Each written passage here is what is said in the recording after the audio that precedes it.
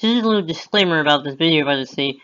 It's not going to be very good as far as my knowledge. What I mean by my knowledge is that I know a lot about evolution and the Big Bang and stuff, but saying it out loud, like talking, like I get my words messed up and I just like forget things because it slips my mind.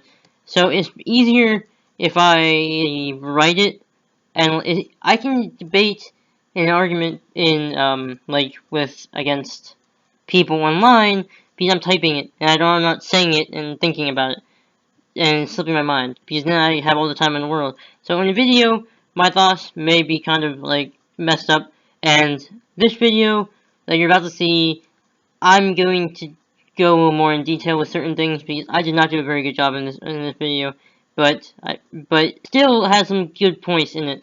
But that's why I'm gonna upload it. But it's not that great. I'm gonna make a better one. Don't worry. So until then, thank you for watching the video, and if you have any comments, like what I said wrong, what I can fix, then from this video, leave a comment, let me know, and I'll make it better. And here's the video now. So enjoy what you see, because I know I won't. Okay, so today we are going to be talking about evolution and natural selection. So, with that in mind, let's get started! So, today we're going to be talking about evolution. Alright, now for those of you who don't know what evolution is, I'm going to, define it for you right now. So, the process of evolution is the process by which different kinds of living organisms are thought to have developed and diversified from earlier forms during the history of the Earth. And another definition is the gradual development of something, especially from a simple to a more complex form. Now, evolution in and of itself means change, or growth, or advancement. It doesn't necessarily mean one species to another. I'm talking like just the word evolution, not the actual scientific theory.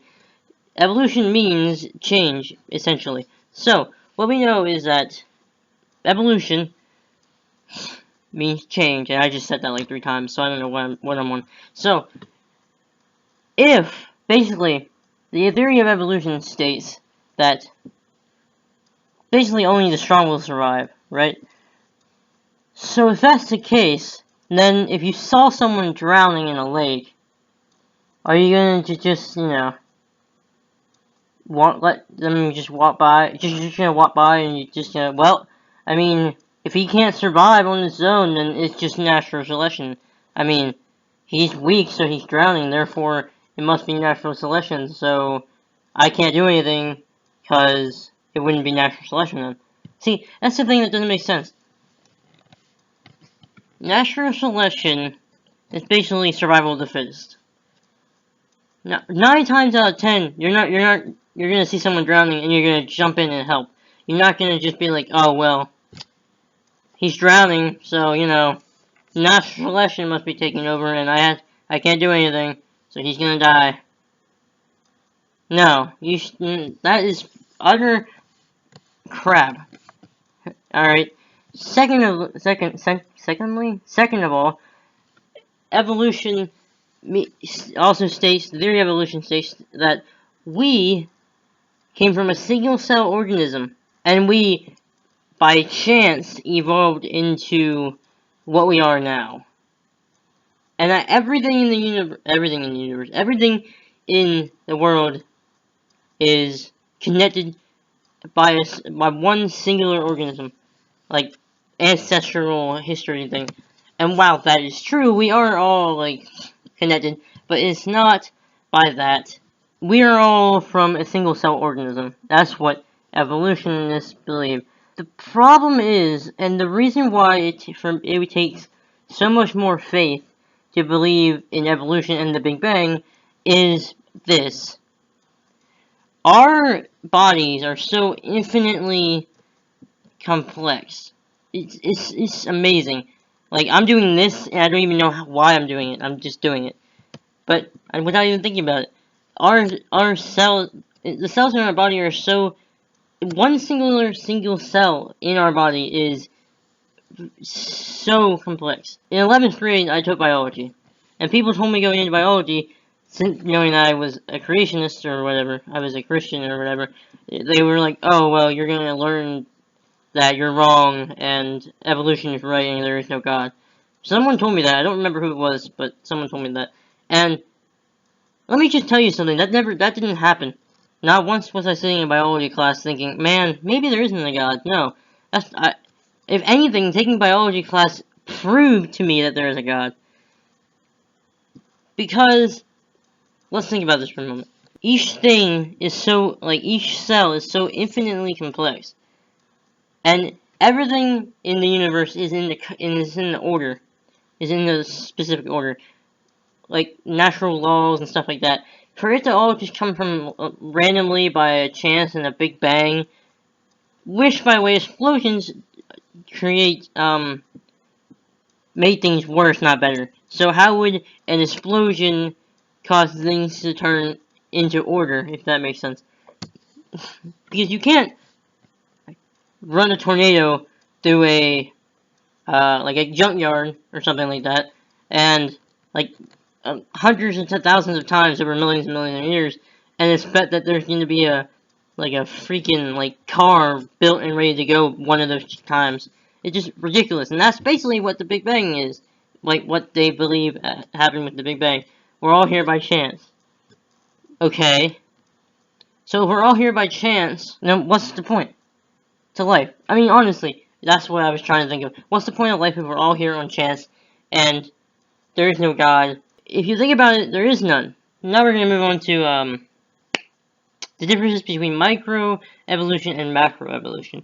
Because, as much as people try to deny that there's any evolution at all, is wrong. Because macroevolution is the change from one species to another, like a fish or like a sea creature adapting growing legs and lungs and stuff like that to be able to adapt and live on land. That is macroevolution in a simple term. Microevolution is when a certain species adapts to its environment over the course of time. Charles Darwin, I forget where he went exactly, but he went to an island, and he noticed that all the finches had hard beaks. I think, yeah, had hard beaks so they could crack open nuts and stuff and eat. And he said he never saw anything like that ever again, anywhere else. So he assumed that all that was proof for evolution, in a sense. I'm missing some elements to the story because I'm kind of trying to remember it off the top of my head because for some reason my internet's being stupid and it won't let me read what I had up. But what he didn't know is that there had been a drought on this island for a while, and the only ones that survived were the ones that had hard beaks. Because all the ones that with the other one, with the softer beaks or whatever, died off due to not being able to eat. So therefore, that's kind of showing microevolution between species, because certain species have to adapt. Now, that doesn't mean they, grow wings and fly to another area. That's just be ridiculous. It just doesn't make sense for that, grow wings spontaneously.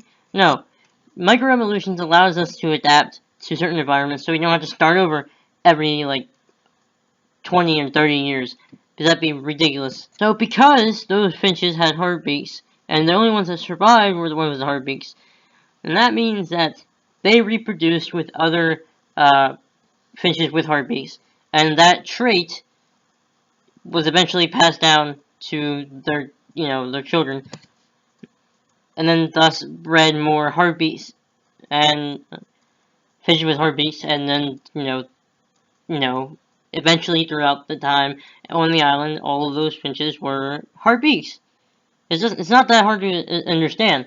Macroevolution has never been proven. It hadn't really. I mean, macroevolution we've never seen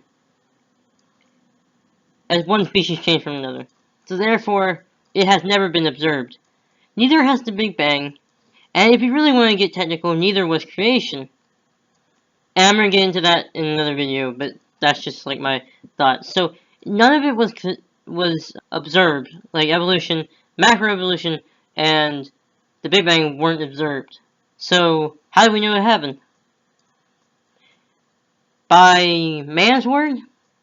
So basically, you're gonna tell me that we're all here by chance, and somehow we were created by random chance. And that something from a simple organism, simple single-cell organism, turned into something as complex as we are. That is utter bullcrap. Okay, well, that's about it for this video now. So like I said before, it's not very good, and I'm gonna elaborate on some of the stuff I said in a different video. But like I said, there were still some good moments and stuff in that. But otherwise, I'm gonna let go now, and I will talk to you guys in the next video. Maybe tomorrow, or maybe the next day or something. Who knows? We'll see. So anyways, see you later, and thanks for watching. Bye.